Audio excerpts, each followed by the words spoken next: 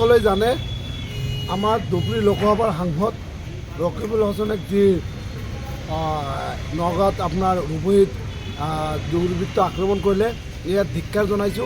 তাৰ কাৰণে আজি যুব কংগ্ৰেসেৰ প্ৰতিবাদ আছিলে আমাৰ গুৱাহাটীতে, কিন্তু আমি নাজানো। কিন্তু আমাৰ ঘৰত কালি অচি ছাৰ আৰু আমাৰ টাউন ছাৰে গৈছিলে, তাত মানে আমাৰ ইউথ কংগ্ৰেসেৰ সভাপতি ঘৰতে গৈছিলে। কিন্তু আমি এইটোত ভয় নাখাওঁ, আমি পুলিচ প্ৰশাসনেৰ লগত ভয় নাখাওঁ। আমি গণতান্ত্ৰিকভাৱে প্ৰতিবাদ কৰিম।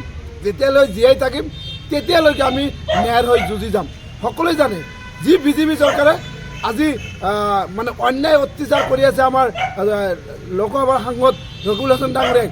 ইয়াৰ যিসকলে কলা কাপোৰ বান্ধি যিহেতু আক্ৰমণ কৰিলে সিহঁতক কিন্তু এৰেষ্ট নকৰিলে, কিন্তু আমাক কৰিলে। ইয়াৰ দ্বাৰা কি বুজাব চাইছে? ইয়াৰ দ্বাৰা মুখ্যমন্ত্ৰী ডাঙৰীয়া ভয় খাইছে। ইয়াত সংকিত 100% মুখ্যমন্ত্ৰী ডাঙৰীয়া ভয় খাইছে। আমি পুলিচ প্ৰশাসনক নহয়, আমি অসম চৰকাৰক ধিক্কাৰ দিছোঁ। কেইজন আটক কৰিছে আপোনালোকে? ইতিমধ্যে আমাক 6জন আটক কৰিছে।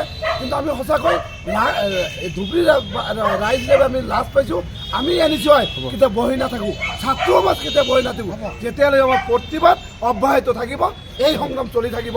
আমাক যিমান এৰেষ্ট নকৰক আমাক কিন্তু ৰোধ কৰিব নোৱাৰিব।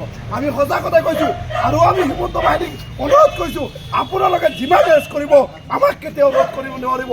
ইয়াৰ দ্বাৰা আপোনালোকে নোৱাৰে আমাক ৰোধ কৰিবলৈ।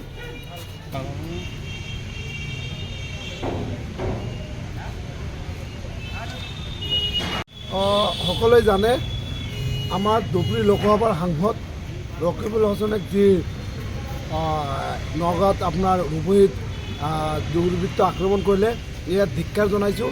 তাৰ কাৰণে আজি যুৱ কংগ্ৰেছৰ প্ৰতিবাদ আছিলে আমাৰ গুৱাহাটীতে, কিন্তু আমি নাজানো। কিন্তু আমাৰ ঘৰত কালি অচি ছাৰ আৰু আমাৰ টাউন ছাৰে গৈছিলে, তাত মানে আমাৰ ইউথ কংগ্ৰেছৰ সভাপতি ঘৰতে গৈছিলে।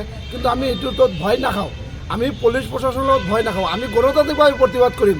যেতিয়ালৈ জীয়াই থাকিম তেতিয়ালৈকে আমি ন্যায়ৰ হৈ যুঁজি যাম। সকলোৱে জানে যি বিজেপি চৰকাৰে আজি মানে অন্যায় অত্যাচাৰ কৰি আছে আমাৰ লোকসভাৰ সাংসদ ৰকিবুল হাছান ডাঙৰীয়াক। ইয়াৰ যিসকলে কলা কাপোৰ বান্ধি যিহেতু আক্ৰমণ কৰিলে সিহঁতক কিন্তু এৰেষ্ট নকৰিলে, কিন্তু আমাক কৰিলে। ইয়াৰ দ্বাৰা কি বুজাব চাইছে? ইয়াৰ দ্বাৰা মুখ্যমন্ত্ৰী ডাঙৰীয়া ভয় খাইছে। ইয়াত সংকিত 100% মুখ্যমন্ত্ৰী ডাঙৰীয়া ভয় খাইছে। আমি পুলিচ প্ৰশাসনক নহয়, আমি অসম চৰকাৰক ধিক্কাৰ দিছোঁ। কেইজন আটক কৰিছে আপোনালোকে? ইতিমধ্যে আমাক 6জন আটক কৰিছে। কিন্তু আমি সঁচাকৈ ধুবুৰী ৰাইজ হিচাপে আমি লাজ পাইছোঁ। আমি নিশ্চয় কেতিয়া বহি নাথাকোঁ, ছাত্ৰ সমাজ কেতিয়া বহি নাথাকোঁ। যেতিয়ালৈ আমাৰ প্ৰতিবাদ অব্যাহত থাকিব, এই সংগ্ৰাম চলি থাকিব। আমাক যিমান এৰেষ্ট নকৰক আমাক কিন্তু ৰোধ কৰিব নোৱাৰিব।